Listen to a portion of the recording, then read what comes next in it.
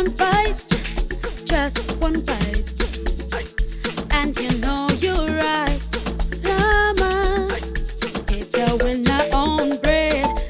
All right, let's bring up the next chef in the kitchen, Thabo Moloisane. Thabo! Brother man. Hey, we're coming through like very fresh, right? Very fresh. I call you a chef. Are you a chef? Sometimes, Also, you know how to cook. definitely. So this is gonna be easy for me and you, right? Yeah. Okay. I hope so. Chef Thabo for today. Yeah, Chef Thabo. I'm just saying Chef Thabo. What are we cooking? Today we're cooking chicken a la Thabo. Chicken on the Thabo, bro. That's the vibe. Okay, just give me a little detail, just the first two lines. Where do we start? Heating up the rama Mm-hmm. in a large pan, Mm-hmm. and adding the chicken in 2 batches to fry for 2 to 3 minutes. All right, I think we've got it. But Yeah. I'm thinking we start first with the veggies so that we get comfortable with it. Yeah, Put them aside, and then we focus straight on the chicken, where you could put it in a pan and have fun with it, right? So, which one do you want to go with first? Let's start with the green peppers. Green pepper. Great call, because I mean, it's quite sometimes very dramatic. That knife will work for you, or will this knife work for you? I think the bigger one. The bigger one should work. Yeah. Perfect. Right, let's go in, Thabo, in sorting out the green pepper. So, Thabo, where were you born? I'm from Middleland, Soweto, born and bred there. Bilola and Soweto. Yeah. Is that where your journey in the football career or the soccer career started? Yeah, definitely. Where did it all begin? In terms of, kicking that first ball? Was it like in school or, at Kasi, we always Yeah, playing, what do you call it? Bucksty and brick soccer. one pan. Yeah, one part. Yeah. Remember. Is that where it all started? Now, for me, I think probably in the house, Uh-huh. back of the other room. Yeah. Luckily for me, my uncles played soccer, so it's always been a sport. My mom played soccer as well. What? Yeah, not professionally, but she did play sports. Okay. So yeah, that's where it started for me. I'll sort you out with these. Yeah, thank you. All right. From there, you obviously moved into school. Yeah, And from school, was it one of those sports that was like your first love? actually no, I was more of a school child more than anything. I think sports kind of chose me. Oh. I've always believed that I grew up in a house where I must go to school and make sure that my things at school are in order. Yeah. Then in primary, I just started getting opportunities, participating in the Daytime tournament, and slowly but surely it kind of became a thing that I thought maybe I could be good at. I wasn't sure at the time because I played cricket, did athletics, and yeah. So there's the famous lines of Jay-Z. What does he say? I didn't choose this life chose me. Basically, If you had to choose a different life, what would you be doing right now? Ooh. Yeah. I think soccer took a lot from me. Is it? All these things I didn't get a chance to think of after everything just started working out in football. But I think I have a love for debating.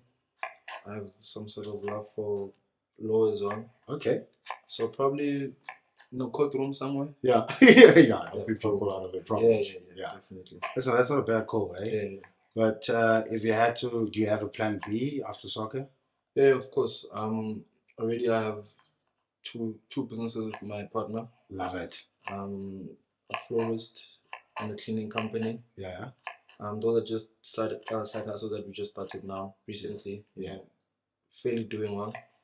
But for me personally, I still believe I want to see myself in a suit. So you will probably consider, the law angle. Yeah, of course. Anything else that will put you in that. When we get the chance, because our current football, that we don't really get a lot of time, so yeah. Hopefully when I get the chance, yeah. So now, okay, out of school, you moved on, and what was your first club that you joined? Let's now put you into the professional phase. What is the first club that you played for where you literally wore that jersey and said, I'm part of that squad? Professionally? Yeah. Sundowns semi-professional. I started at the Sundowns Academy in 2014. Obviously, when you start there, you think, oh, maybe I might make it from here. And then from there, I moved to Cape Town All Stars. Mhm. And then from there, I went to Manchester United. Then Yes. I'm in the Windlands right now. Yeah. You made a move, right? Yeah, A big move. definitely. Yeah. Would you say that Stellenbosch FC is the ideal chosen love for you after all the journey? Yeah, I think I came into an environment that allowed me to be myself. Yeah. I've always been a person that puts environment first, because I think when you're in a good space, in a good environment, it's probably gonna get the best out of you. So I think Stellenbosch is just the perfect club for me for sure. So now you found yourself at Stellenbosch. You guys ended up now playing an unbelievable game in the league. How do you feel about that? And I think one thing I know about my teammates and our team, the environment at Stellenbosch just in general, is that we never allow teams to get too far from us. Yeah. You know, we never allow teams to dominate us. So one thing for sure, we have the willingness to win. So we try and win each and every match that we take part in. Yeah. Definitely. So now, since you're cutting the greens, something just popped up actually in my head. How did you find yourself being part of the national team? Ah. Huh? This one I really don't know. Was it like one of those calls like, yo, Thabo, move? No, actually no. I went to training on normal day. Yeah. Normal morning, wake up in the morning. When I come back, when we just after training, I get a call from our analyst, Brendan Fourie. He's like to me, I must come down to the office. Yeah. I'm like, what did I do now? Yeah, you're in trouble. It's like, what's happening? This seems extremely serious. So Yeah. I get there, he comes running, he hugs me. I'm like, what's going on? Yeah, dude, don't be weird. Yeah, dude. He never hugged me so many times before. What's going on? And right there, I knew that he told me that I just received a Bafana call up. And I just called my mom immediately because I couldn't believe it. You know, these are things that you think of course, because I was part of the national team at some point in my career. Yeah. But I just never thought it would come this. Yeah. I still felt like I still need to settle again. Yeah. And I'm grateful for it, honestly. You know, showing the hard work. That phone call to your mom, that moment right there, how did she receive it? She was shocked. Yeah. I literally said to her, "Hi, Mom. I think I'm gonna cry." She's like, "Why are you crying?" I'm like, "I just received probably the best news ever. I wasn't expecting it." Yeah. And when I told her, she was just so happy for me. Yeah. It was just one of those emotional moments that you'll never forget in your career. Yeah. Do you remember her words? You know, it was our parents are like being dramatic. John, Lord. Nah, my mom was quite chill. Just said congratulations. Yeah. Yeah.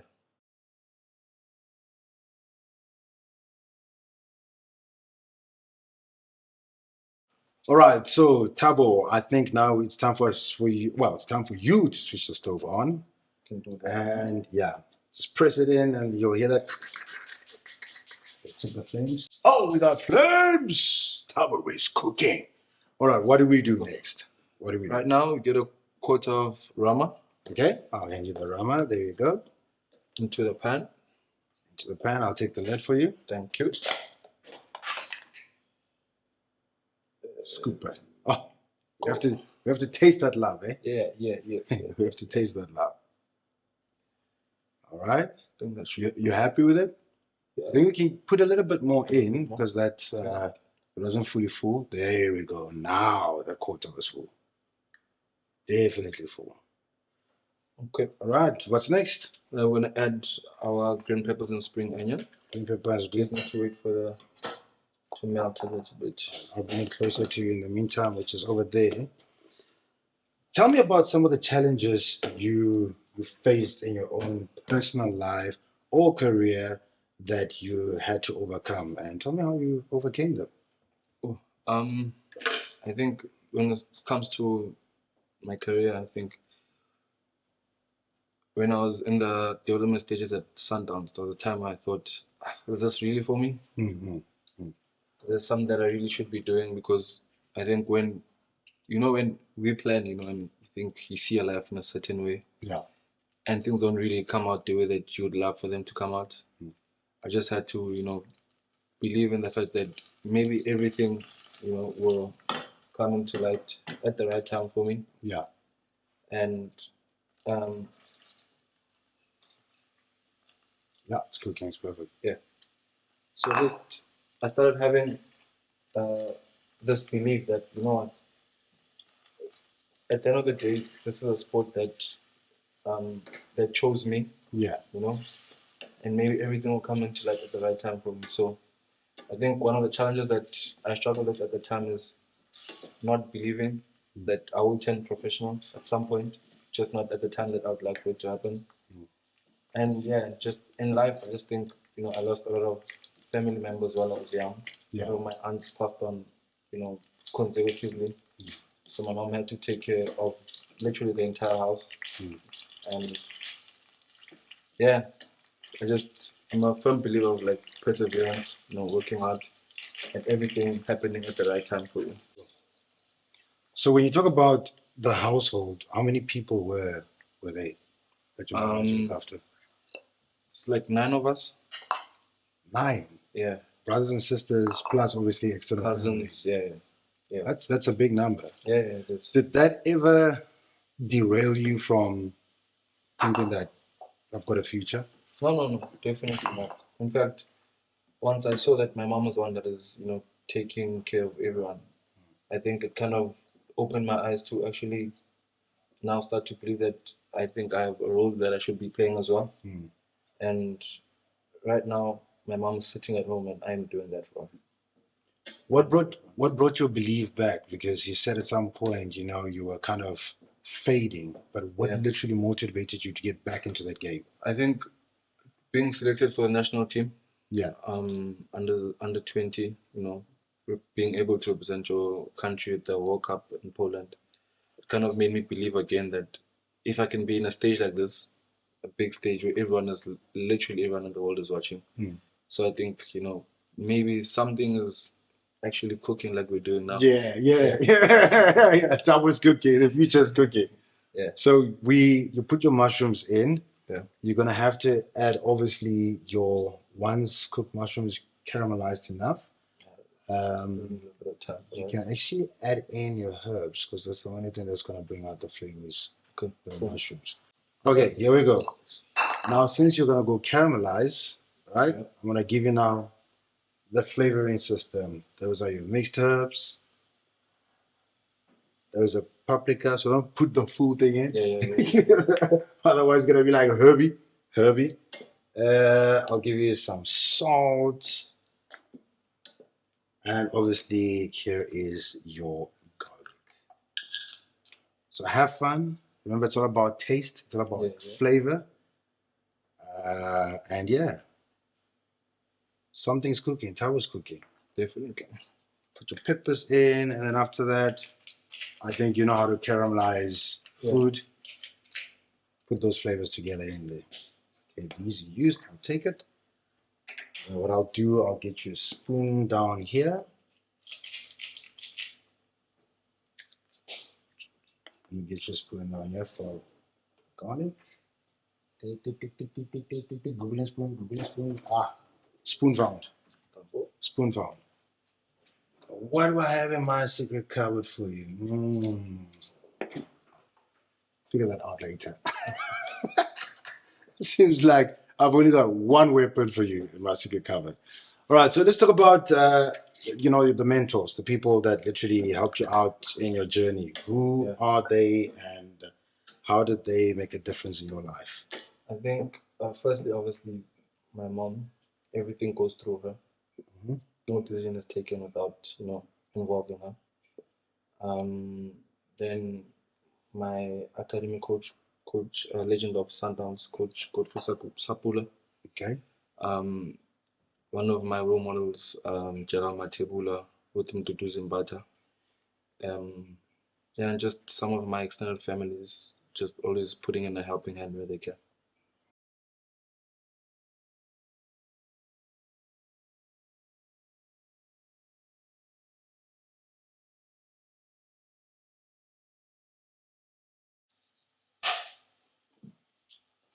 All right, so what are we doing here? And here we have our evaporated milk Mhm. and flour. Oh, Which that's is just good. go inside there. Oh, that's gonna go in later. Yeah. So you know what I'm thinking? I'm thinking before you throw it in, you're obviously gonna taste your chicken first, Yeah, right? sure. It's nice Yeah, and yeah. brown, so that you can, if you have to put in extra spice or whatever in, then you can chuck it in there. Okay. What moment in your soccer career, let me just say your life in general, you know, basically said to you, ah, that's the moment where my life is changing to become the Thabo that I want to become and basically build a future in soccer. What moment was that? I think just before signing for my former team, Marisburg, went to the promotional playoffs, um, and I was just having the time of my life. Yeah. Just in a form that, for me, till this day, I see as scary. Yeah, You know, yeah. there was just a lot of talks around my name, Mm-hmm. and I just felt like that was just the time for me to, just make things happen for myself. It's either now or I won't get the chance again. So it was just definitely that time. That time it changed it, Yeah. right? That is your chicken stock. Yeah. Ah, you ready? You can go for it. No, I still think I still need You want one more time, right? Yeah, Okay. definitely. Because remember now we're dealing with the breast. Yeah. It's very sensitive, don't you think? Yeah, it is. Yeah. So Breast. I'll just very tender. Let's go back to you growing up. One of those Rama moments, all right? Because obviously Rama is the hero of the show. Yeah, of course. One of those Rama moments that maybe you had in your childhood in terms of food wise. Come on, take me back there. There's that one moment you had with it's either your mom cooked something special or you prefer eating, I don't know, something with something that had to do with Rama. Let me taste this first. I'll let you know. I like it. Hey. Can you hear the fans? I think probably the first time I had a taste of spaghetti and mince. Yo. Yeah, I think that definitely had it for the first time at home. Yeah. I was wondering, what is this long thing? This long thing. Yeah, man. Very slimy, but I think till this day it's been my favorite dish ever since the time. So definitely, I think I was like 8, 7. Yeah. It was on my birthday. So yeah, definitely the time. So Thabo, what advice would you give? I mean, national team, Stellenbosch FC.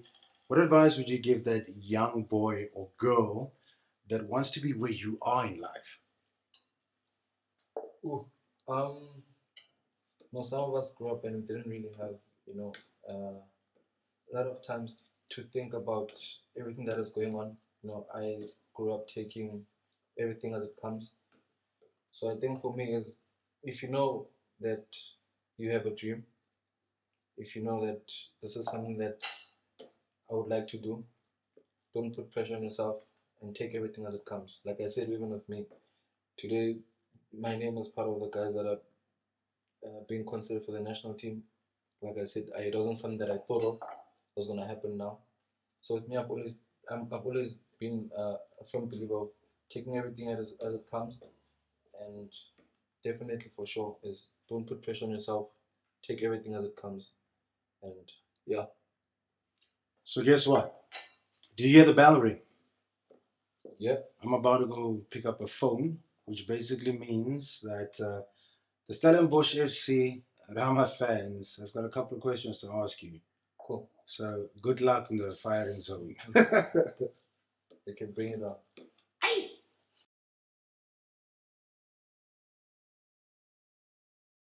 All right, so we have reached the final stages. Are you happy with the outcome of that alatabo? Yeah. The chicken is ready. So while you sort the judges out, here are your Rama fans questions. Which teammate spends the most time in front of the mirror? Janino Palace. What's your secret talent that no one knows about? Probably dancing. If you had to eat one meal for the rest of your life, what would it be? Spaghetti and mince. What's the funniest nickname you've ever had?